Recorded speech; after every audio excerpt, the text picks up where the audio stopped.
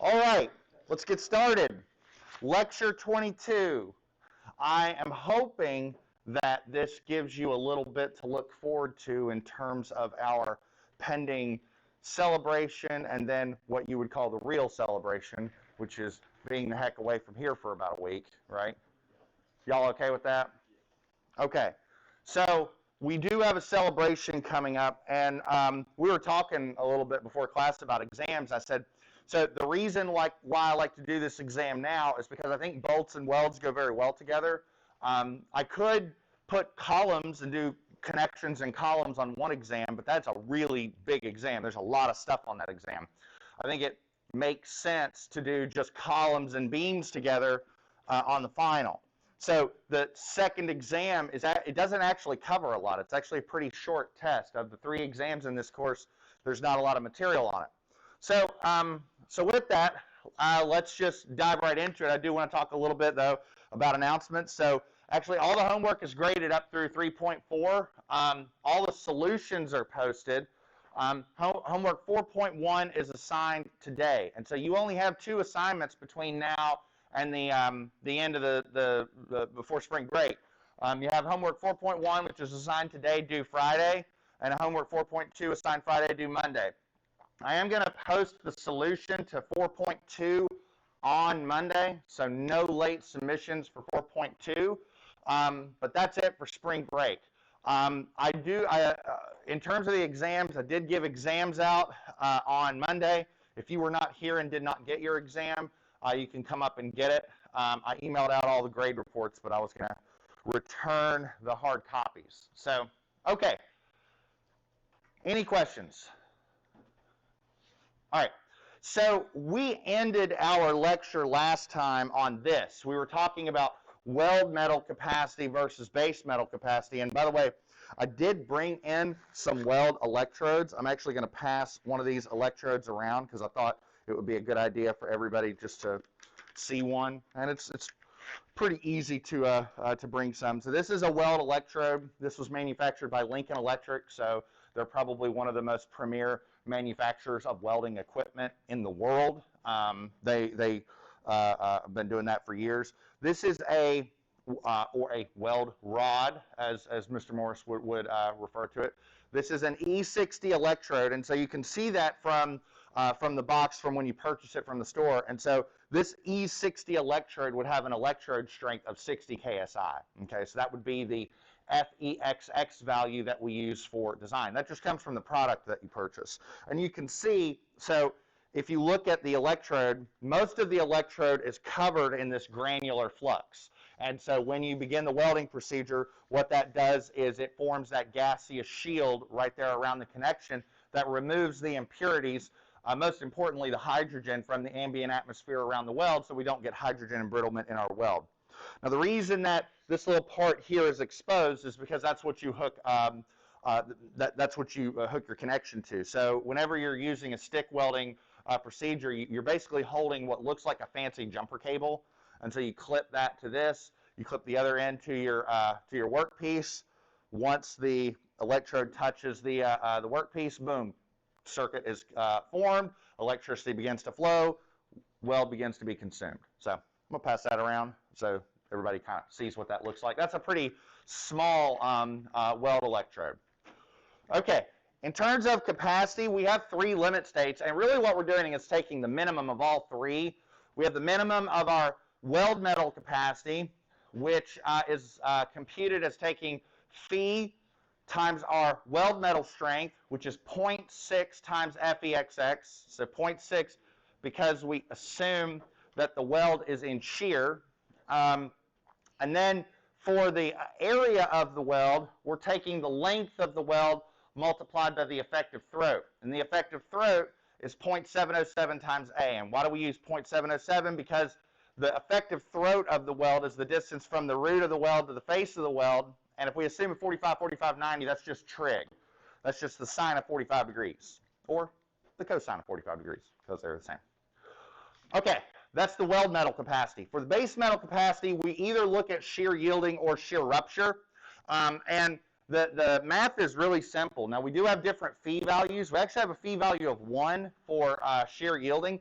This is not the first time that we've had a phi value for 1, although the other time that we had it was for slip and for slip critical bolts. Although we didn't, when it came down to it, we actually really didn't use it directly because we ended up using table 7-3 and we could just look up the capacity of the bolt. And so phi was already sort of baked into it. So we have shear yielding, shear fracture, 0.6. Again, we're talking about shear, our material strengths, and then gross area and net area and shear. However, we're talking about welds. We're not removing any material from the plate in order to form our connection. So for a welded connection, particularly a fillet welded connection, AGV and ANV are most likely going to be the same. And are going to be the same for any of the problems that we do in here. So there's that. Okay. Now, I have some additional notes about fillet welds, and this is some more of the common sense, real world stuff that you kind of need to be aware of. One of the things that we really didn't talk about was the effect of weld orientation, okay? So I have here a few images that indicate how a weld might behave differently dependent upon the different orientation that the weld is experiencing load. So on the left, what I've got is what I'm calling a longitudinal weld. So the weld is oriented parallel to the applied load, whereas a transverse weld, the weld is oriented perpendicularly to the applied load. And so anything in between would be the incline, or would be an incline weld. Now, we're not going to account for weld orientation in this class. There are certain types of connections where you have to, and there's some nonlinear analyses that you need to do, looking at eccentrically loaded welded connections and whatnot, and instantaneous center of rotations and what have you. But there is a reason why we're not going to consider weld orientation, and that's because we're always going to assume that our welds behave like this. Okay, there are reasons for that. Okay, I'm going to show you a chart here on the next slide that shows you how a weld performs as a function of weld orientation. Okay, so what we have here is an XY plot. You can there's an expression in the spec that you could actually plot this yourself if you wanted. But what we have here is the thank you.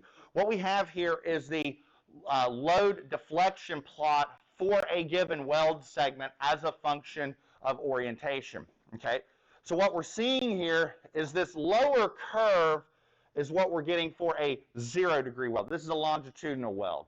And this upper curve here is a 90-degree weld. Okay, and then you can see 0, 15, 30, 45, da-da-da-da. Okay, so on the x-axis we have deformation, and on the y-axis we have load. So you can, since it's normalized a little bit, you can kind of think of this like a stress strain curve, you know, for a weld segment. What we see when we look at, really the two key ones that we need to look at are a longitudinal weld and a transverse weld. So this is the longitudinal weld, this is the transverse weld. So the transverse weld has more strength. Everybody see that? Like it obviously can withstand more load. So from a conservative assumption standpoint, if I needed to assume what is the capacity of a weld, what would the safe assumption be?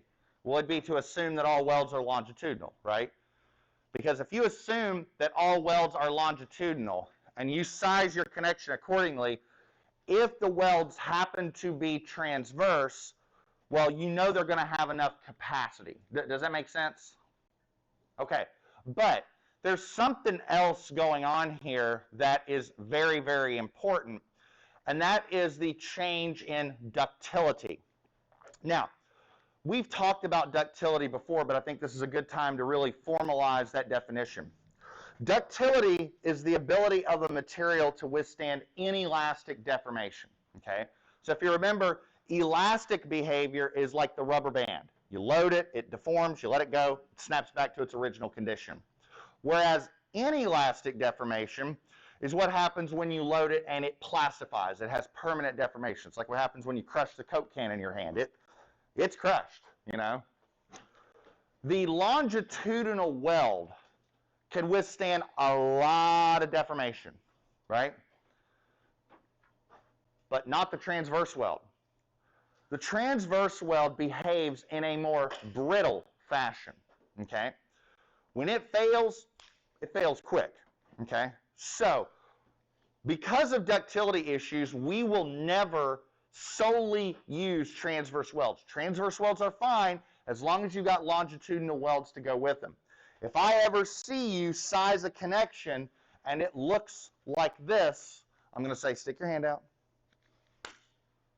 No. Now you can use longitudinal welds and transverse welds, that's fine. But never design a connection with solely transverse welds, because if it fails, it is going to, or like when you hit those high load peaks, you're going to have very little ductility. And when it goes, it's going to go quick. At least with a longitudinal weld, it can withstand a lot of that inelastic deformation. Does that make sense? Okay, so I just want to make sure that we're clear on that. And I'm going to be checking for that on homeworks and exams. Okay, let's talk about weld limitations. Okay, if you remember when we looked at bolts, we had limits on how we could lay out our connection, right?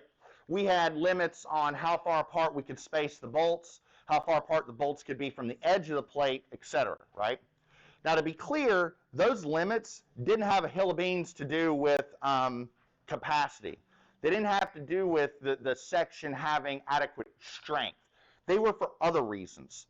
For example, what happens when bolts get too far apart? Anybody remember? Water can get in between the plates. That's not a phi PN greater than or equal to PU issue. That has nothing to do with loads, right? But that's real world, right? There are reasons for weld limitations that are much more real world than they are having to do with capacity. And specifically what I'm talking about is the minimum and maximum size of a weld, okay? So in other words, we have limits on preventing welds from getting too small. We have limits for preventing welds from getting too big. Let's talk about minimum weld sizes.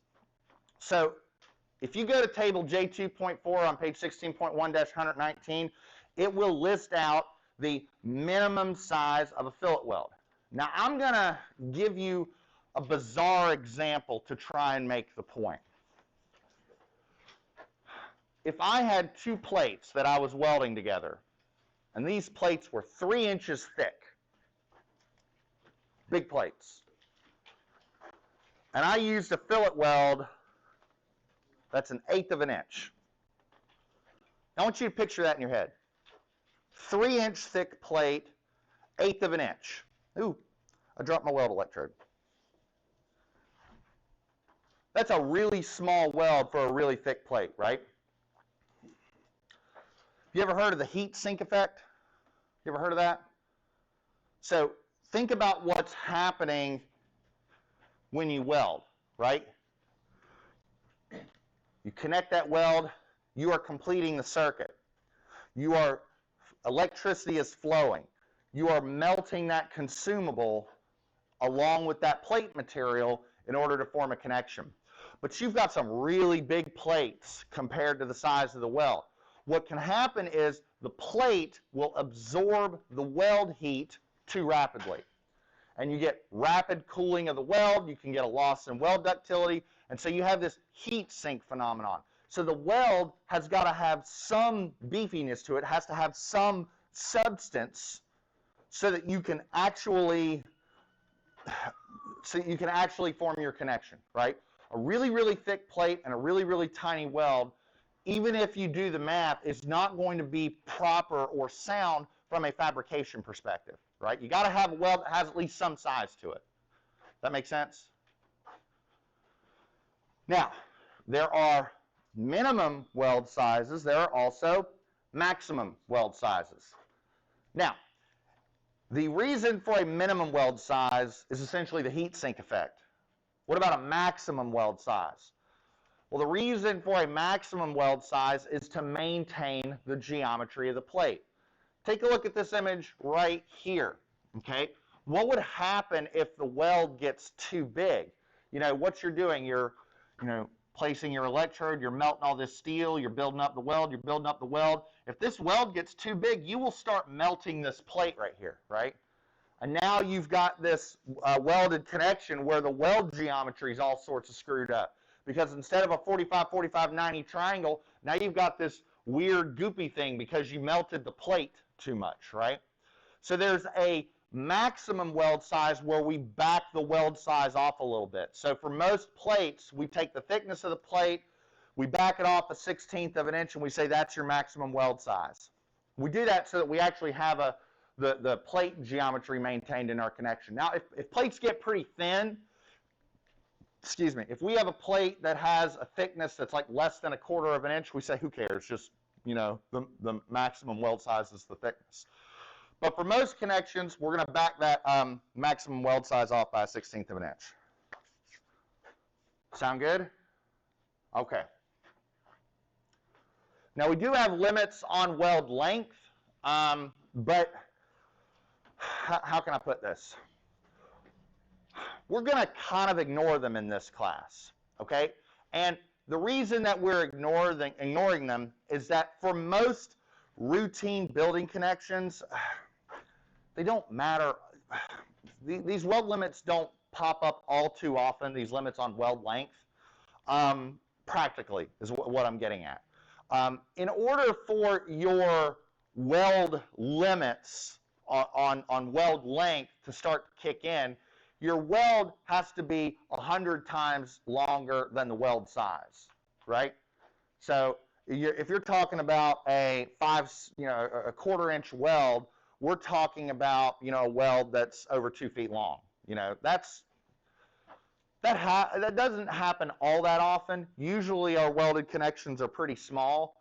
So here's the idea, is that if you have a really, really long weld, the idea is that as the weld gets longer, you have a reduction in weld efficiency, and so you adjust your capacity by this term beta, but it's very plug and chug. It's not very hard. If you can do all the other stuff we've been doing in this class, you can do that. But we're going to sort of neglect them in this class simply because for most routine building connections, it just doesn't happen very much, okay? Any questions? So here's your weld limit summary. Here's your minimum weld sizes. Here's your maximum weld sizes. So the minimum weld size comes from table J2.4. And so the idea is that as the plate thickness jumps up, we need a weld that's at least beefy enough to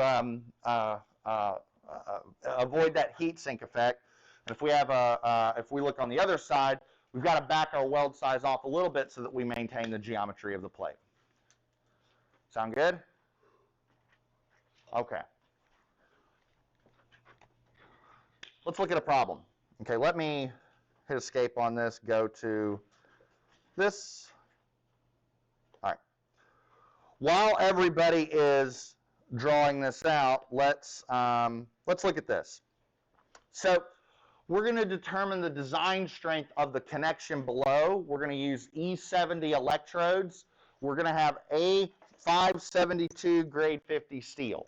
Okay, that's the steel in the plate. So we have the material classification as well as the weld metal classification. Okay. Did I leave my, oh, I guess I left my calculation notebook upstairs. But this is a simple example, so it's not that big of a deal. We'll just do it live. Bless you. Okay, I'm going to put this back in the box. Does everybody see the weld stick? The fancy sparkler. It's a little more than that.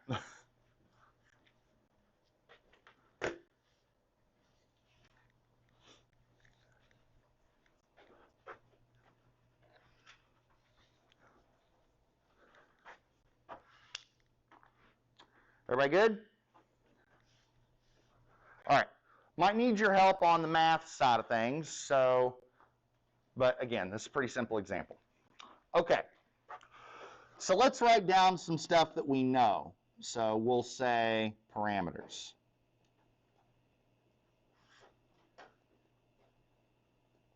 All right. Let's talk about the weld. All right. Now,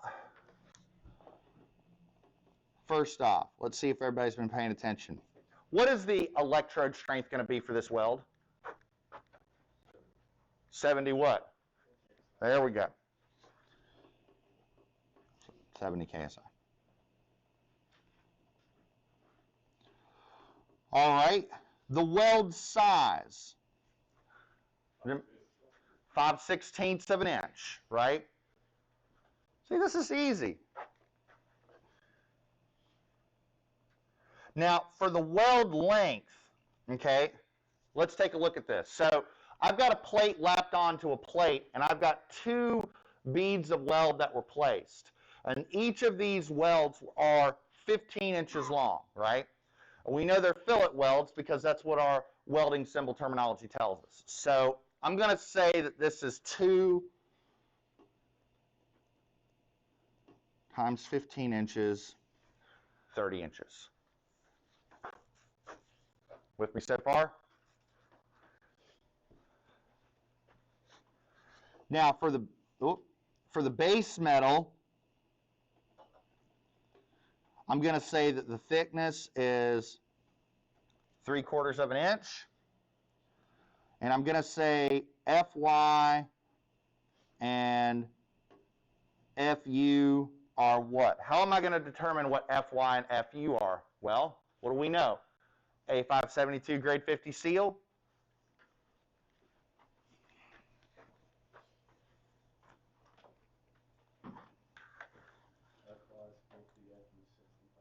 Okay.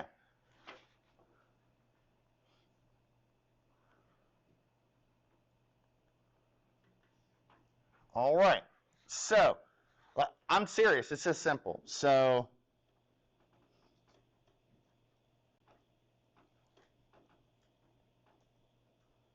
for the weld metal capacity, our phi RN is phi times 0.6 FEXX times A times LW. If you're wondering what I'm doing, I'm trying to pull up something to show you near the end of class. We'll see if it's available. All right. Okay. So plug and chug, 0.75, 0.6, 70 KSI, 0.707, 5/16 of an inch, 30 inches.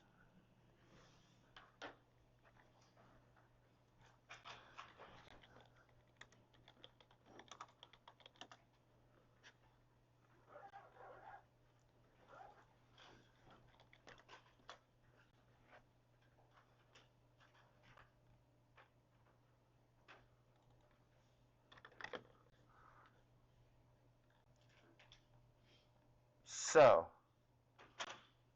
anybody have an answer on this?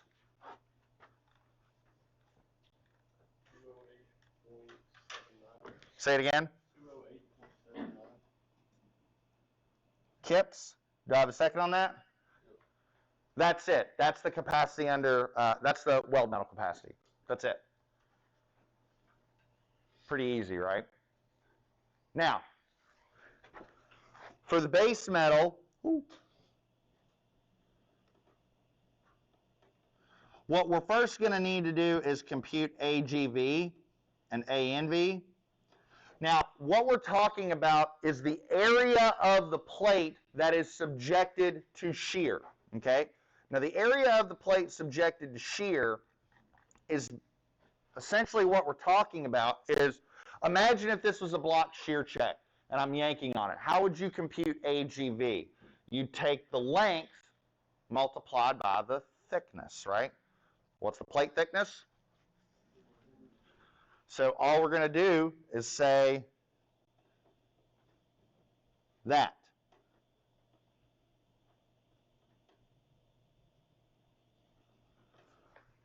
And so what is that? 30 times 3 is 90 divided by 4. What is that? 22.5?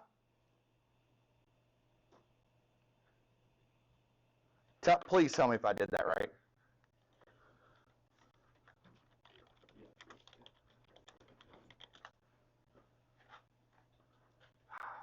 I think that's it.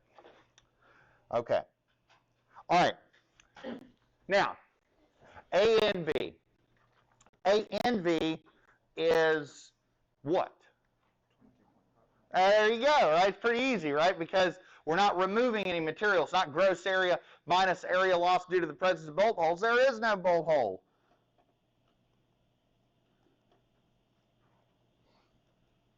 All right? So what I do, this is how I do it. I say phi r n y, and I say phi times 0.6 fy a g v, and let's compute this one. So phi for yielding is 1,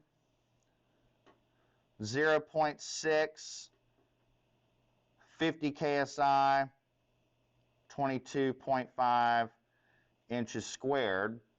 And then phi r n f is phi, then it's 0.6 fu a and v. 0.75.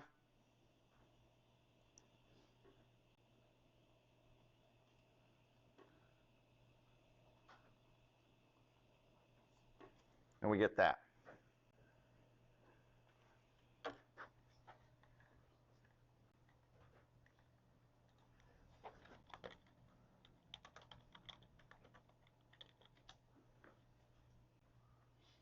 All right, so what do we get for the first one?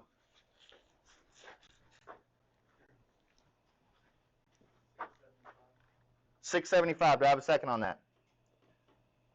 Oh, well. Second.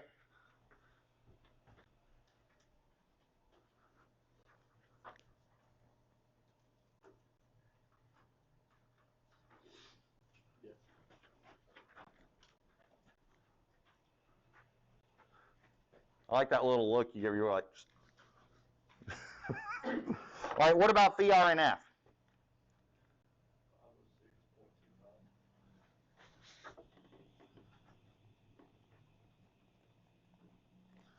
Second.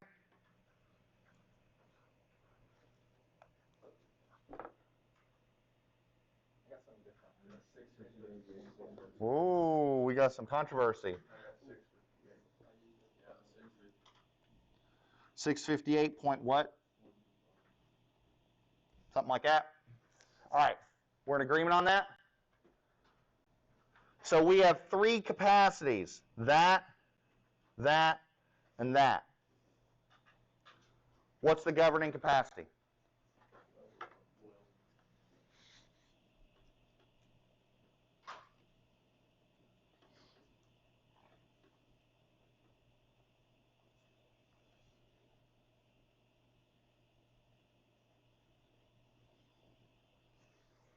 That's it. I wasn't kidding when I said that. I'm serious. This is without a doubt the easiest. I genuinely believe this is the easiest calc we do in this class. This is it.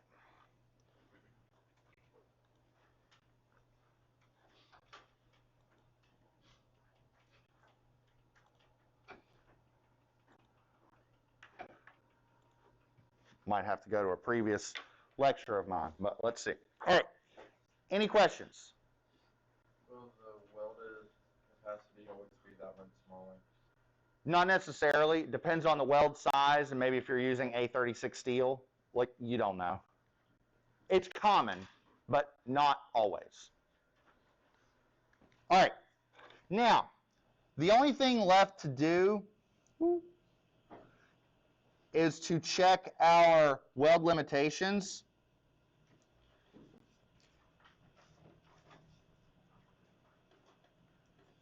Okay?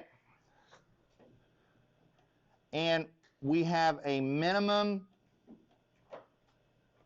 and a maximum. Now, a min comes from table J2.4. What is a minimum going to be?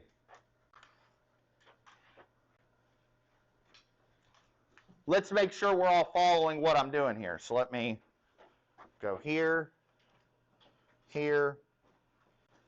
We're talking about this right here.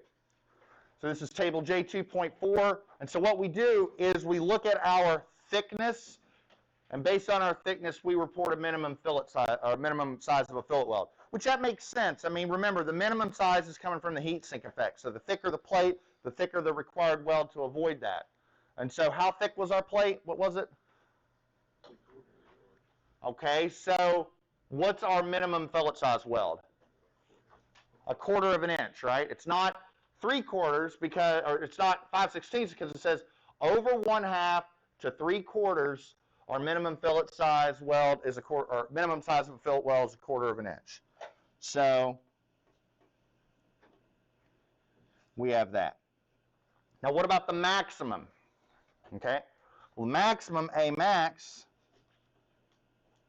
is either T or T minus 1/16 of an inch.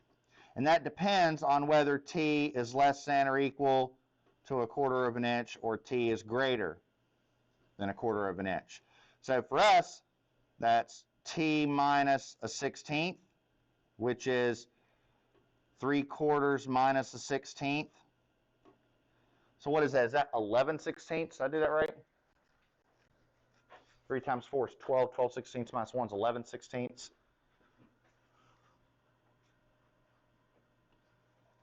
So what was our weld size for this problem again?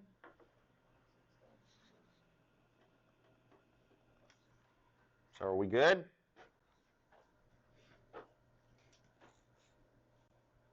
On the slide, it says when T is greater than or equal to 1/4. Oh, did it? Yeah.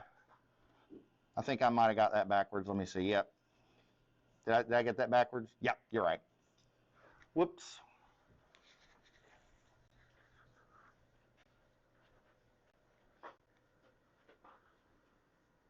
I just knew for this problem it wasn't going to be that. So here's a min, here's a max. Are we good?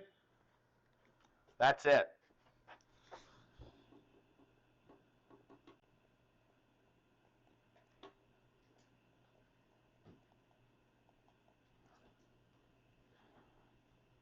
All right. Now while you all are doing that, I want to see if I can pull something up. Because this is funny.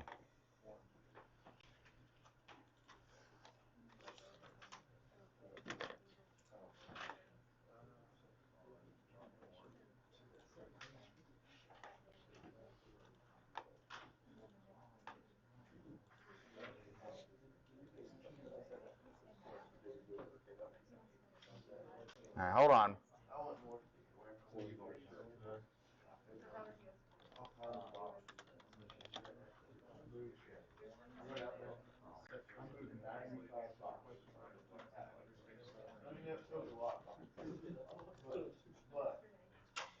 Wasn't really much that I was expecting. I worked for an hour. All right, hold on.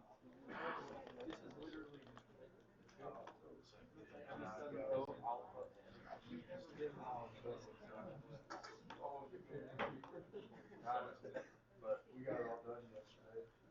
He was like, "You gotta come in tomorrow," and I didn't figure we'd get done.